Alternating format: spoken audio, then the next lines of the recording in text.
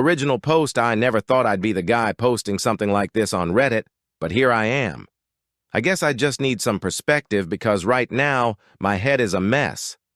I've been with my fiancée for 6 years. We got engaged about a year ago, and honestly, I thought we were solid. We had our ups and downs like any couple, but nothing that ever made me question the relationship. We'd even started light wedding planning, venues, guest lists, all the stuff that makes the engagement feel real. I thought we were building a future together. Then, out of nowhere, she asked if we could talk. You know that feeling when your stomach drops because you just know something's wrong? That was me. She looked nervous, couldn't meet my eyes, and then she hit me with, "I think I need a break." At first, I didn't even understand. A break from what? We weren't fighting, we weren't drifting apart. So I asked her straight up, why? And after some hemming and hawing, she finally admitted there was someone else. Apparently, she met some guy through work. They'd been talking, spending time together, and she said she caught feelings for him. But she swore nothing physical happened, that it was just emotional. She told me she wasn't sure what she wanted anymore and needed space to figure it out.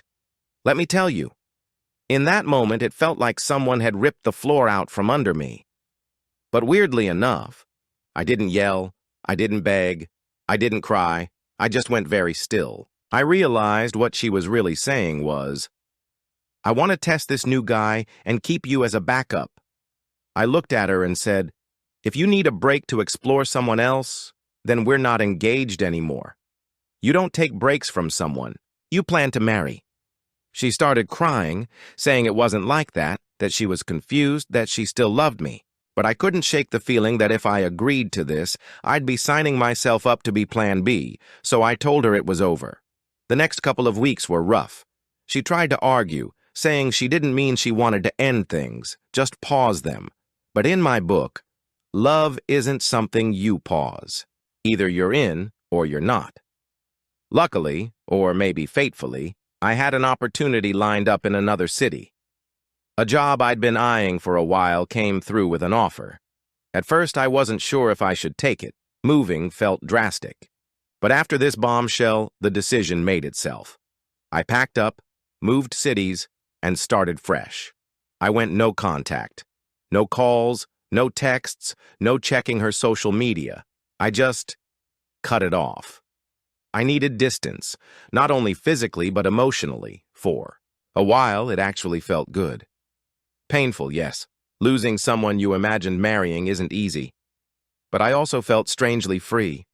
Like I'd dodged a bullet before I tied myself to someone who clearly wasn't sure about me. But here's where things get complicated. It's been a couple of months since the breakup, and out of nowhere, she started reaching out. At first, just a couple of texts, then calls, then long voicemails crying, saying she made a mistake, that the other guy wasn't what she thought he was, that she loves me and wants me back. I ignored it all. I thought she'd eventually stop, but instead, she doubled down. New numbers, emails, even messages through mutual friends. Then her parents called me. I didn't even know how they got my new number, but they reached out, apologizing for her behavior. They said they were ashamed of how she handled things, that she realizes now what she lost. They even asked me to at least talk to her, give her some kind of closure. And honestly, I don't know what to do. On one hand, I feel angry. She threw me away the second someone shiny and new came along. And now that it didn't work out, she wants to crawl back like nothing happened. I feel like she only wants me because he didn't. On the other hand, part of me can't deny that I loved her deeply. 6 years is a long time to share a life with someone. The memories, the plans, the fact that her family is still reaching out to me, it messes with my head. But every time I think about answering her calls, I hear my own words echoing. If you need a break for another man, we're done. And I meant that. I don't want to be someone's safety net. I don't want to marry someone who only chose me after another guy rejected her. Still, I can't help but feel conflicted. Is it cruel to refuse to even speak to her? Should I at least hear her out? if only for closure? Or am I doing the right thing by sticking to no contact and moving forward with my life? Reddit, I need your perspective. Am I being too cold here? Should I ever talk to her again? Or is this just guilt and regret talking because her fling didn't work out? Update 1. Stalking and family pressure. Hey Reddit, I'm back with an update. When I first posted, I honestly thought I was just venting and maybe asking for advice about whether I should ever talk to my ex-fiancée again. But things have taken a turn I did not expect, and I'm starting to feel like I'm living in some kind of bizarre movie. When I ended things, I was clear. She asked for a break because she wanted to see where things would go with some new guy. I told her that was a breakup, not a pause button, and I moved cities to start fresh. I went no contact, deleted her from my phone, didn't check her social media, didn't respond to messages. I thought that was it. Turns out it was just the beginning. At first, it was the usual post-breakup stuff you'd expect. A few texts, along the lines of, "I miss you. Can we talk?" Then some late-night calls I didn't answer. But instead of tapering off, it escalated. She started blowing up my phone. I'm talking dozens of calls in a day, sometimes back-to-back. When I didn't pick up, she left voicemails, long ones, rambling about how she made a mistake, how she realized I was the one, how she didn't want to lose me. I blocked her number. She got a new one. Blocked that too. Then came emails, then messages on Instagram, Facebook, even LinkedIn of all places. Every platform I was on, she found me. The messages weren't just apologies either. They were long, almost essay length, about how we belong together and how she can't imagine life without me. It was exhausting. And then her parents got involved again. They called me one evening, and I was honestly shocked they even had my new number. I picked up because I thought maybe it was important, but it was her mom on the line, almost pleading. She said, "We're so sorry for what she did. She knows she hurt you. She realizes now that she made the biggest mistake of her life. Please at least talk to her. She's not herself without you." I stayed polite, but firm. I told them I appreciated the apology, but I wasn't interested in talking to her. Her dad chimed in too, saying he understood, but hoped I'd consider hearing her out. I repeated myself. I was moving on. End of conversation. That should have been it. But it wasn't. Here's where things started to get creepy. I noticed a car, parked outside my apartment one night that looked exactly like hers. Same make, same color. At first I brushed it off. Could have been a coincidence, right? But then, a couple of days later, I found a note slipped under my door. It just said, "Please talk to me." No signature, but I didn't need one. I started getting chills, especially because not long after she made a comment in one of her messages about the coffee shop I go to on weekends. I never told her about it. It's a local spot in my new city that I found after moving. How the hell would she know about that unless she'd been watching me? That's when it hit me. This wasn't just persistent ex behavior. This was starting to feel like stalking. I went back to my original post and reread a bunch of the advice people gave me. A lot of commenters said, document everything, don't respond, protect yourself. So that's what I started doing. Screenshots of texts, saving voicemails, keeping copies of emails. Even when I was tempted to respond and tell her off, I resisted. No contact means no contact. But I'd be lying if I said I wasn't shaken. It's surreal how quickly this all flipped. A couple months ago, she was telling me she needed space to figure out her feelings for some new guy. Now, she's apparently driving hours to leave notes at my door and stalking me at coffee shops. It makes me wonder if I ever really knew her. On one level, I feel relief. Because this behavior right here shows me without a doubt that I made the right decision. Imagine if I had married her. Imagine if we were bound by vows, finances, maybe even kids, and she pulled this kind of stuff. I'm grateful I got out when I did. On another level, though, I'm unnerved. I wanted to move cities for a fresh start, but she's dragging the past right into my new life. I'm constantly looking over my shoulder now, wondering if she's around the corner, wondering if the next knock on my door will be her. And here's the kicker. Part of me still feels guilty. That's the messed up part. Because when her mom was crying on the phone about how her daughter isn't herself without me, a little part of me felt sorry for her. I know it's irrational. She made her choice. But 6 years with someone doesn't just evaporate overnight. My brain knows she only came crawling back because her fling didn't pan out, but my heart still remembers the girl I thought I was going to marry. I won't act on it, though. That much I know. I've drawn my line. I'm not going back.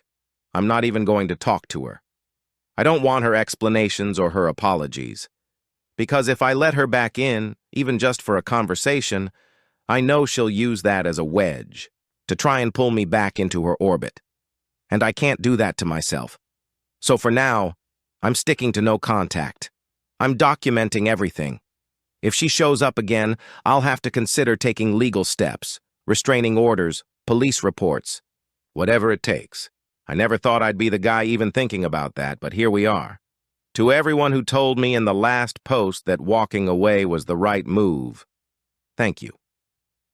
Reading those comments gave me the backbone I needed when I started second-guessing myself. Because trust me, it's easy to get sucked into the guilt when someone is begging and crying and involving family. But then I remember the reason this all started. She wanted to test drive someone else while keeping me on the hook. And I am not a backup plan. So yeah, that's where I'm at. Confused, frustrated, a little creeped out, but also more certain than ever that I made the right call. I guess my question to Reddit now is, has anyone else dealt with an ex who went from, I need space to, I'll stalk you if you won't talk to me? How did you handle it? Did it eventually fizzle out, or did you have to involve the authorities? Because right now I'm honestly not sure which way this is going to go. Update to Hey Reddit, back again. I wish I was coming here with good news, like that this whole situation had blown over, but it hasn't. If anything, things have gotten worse. Way worse. I think I've officially hit the point where this isn't just an uncomfortable breakup aftermath, but something that might require legal action. So, last time I posted, my ex-fiancée was bombarding me with messages, emails, calls, and even managed to get her parents to reach out to me. I blocked, ignored, documented, and thought that maybe she'd eventually get tired of shouting into the void. I underestimated her persistence. A couple of weeks ago, I got home from work and noticed someone sitting on the steps outside my apartment building. At first, I thought it was a neighbor or maybe someone waiting for an Uber, but as I got closer, my stomach sank. It was her. She looked rough, like she hadn't slept in days.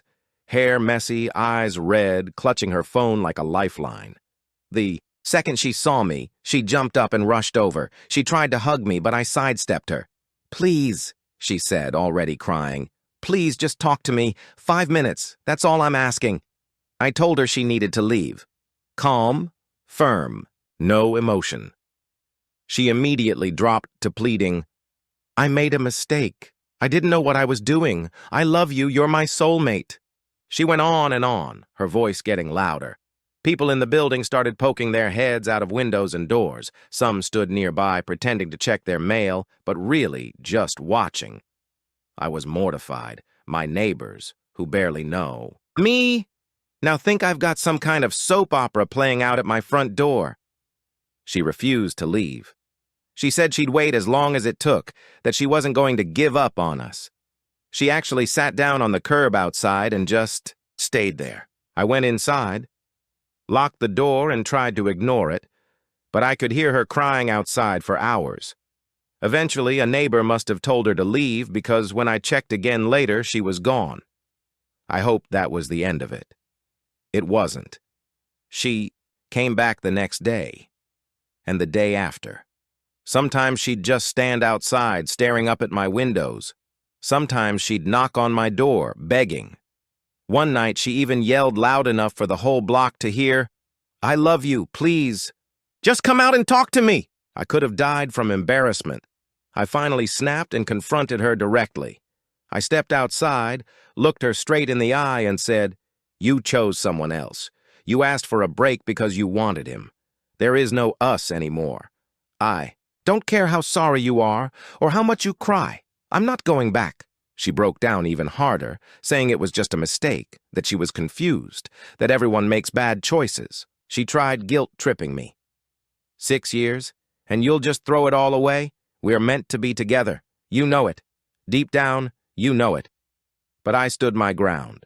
I told her that the person I thought I was going to marry doesn't exist anymore, and that she needed to stop contacting me.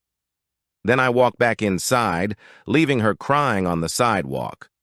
I thought that maybe finally setting that boundary so bluntly would sink in. It didn't. A couple of days later, I got another call from her parents. This time, they sounded embarrassed. Her mom's voice was shaky. She said, "We told her to leave you alone. We told her this wasn't the way to fix anything. She won't listen to us. We're so sorry she keeps showing up like this." Her dad even admitted they'd warned her before she lost me that if she kept chasing the new guy, it would backfire. She ignored them then, and now she's ignoring them again. They begged me to just give her a chance to talk it out because they thought maybe hearing me out would finally make her stop. But I refused. I told them as gently as I could that I had nothing left to say to her, that she needed to accept it was over. They sounded defeated. I honestly felt bad for them. They didn't raise her to act like this, and now they're stuck apologizing for her choices. After the 5th or 6th time she showed up at my building, I started thinking seriously about legal action. I've been saving all the evidence. The messages, the emails, even videos of her outside my apartment crying or yelling. At first, it felt over the top, like, did I really want to be that guy who gets a restraining order on his ex? But the more this goes on, the more I realize I have to protect myself. Friends I've talked to say the same thing. Don't take chances. Obsession can turn dangerous fast. Even commenters from my last post told me to stop waiting for her to. Just fizzle out and be proactive. I haven't called the police yet, but the next time she shows up, I might not have a choice.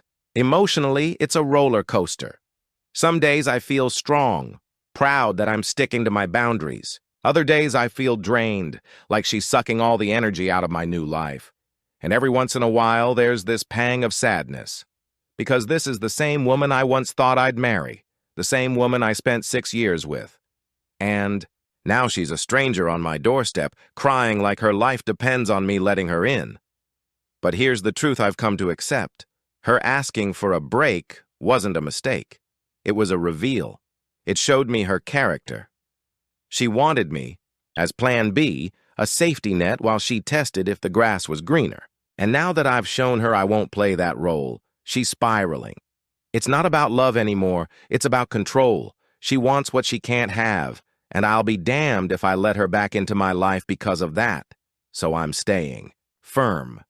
No contact. No reconciliation. No closure talk. Nothing. I've thrown myself into work, started building friendships in this new city, and even dipped a toe into dating again. I deserve someone who chooses me the first time, not someone who only comes back when Plan A fails. I guess I'm posting this because I'm at the edge of making a decision. Do I go to the police now before this escalates further, or do I wait and hope she finally burns herself out? I don't want to overreact, but I also don't want to end up in a situation where I wish I'd acted sooner. Has anyone here ever dealt with a stalker ex before? How did you handle it? Did involving the police make it worse, or did it finally end things? I hate that it's come to this, but at this point, I think I have no choice. Final update. Hey Reddit, it's been a while since my last update. A lot has happened, and I think this will probably be my final post about all of this. The dust has finally settled, and I can honestly say I'm in a much better place now. So when I last updated, things were at their peak. My ex-fiancée had been showing up at my apartment, crying, begging, making scenes, and ignoring every boundary I set. Her parents were apologizing. My neighbors were probably questioning what kind of drama I had brought into their lives, and I was seriously considering legal action. Well, I ended up filing for a restraining order. I didn't do it lightly. I gave her chance after chance to stop. I ignored the calls, the emails, the surprise appearances. I made it clear, in the few words I did say to her face, that it was over, and nothing was going to change that. But she refused to accept it. After the third time, she showed up in the middle of the night, knocking on my door and crying loud enough to wake half the building. I realized I couldn't just hope she'd get tired and go away. So I documented everything, the messages, the voicemails, even the videos of her outside. I filed, and the judge granted the restraining order. She didn't take it well.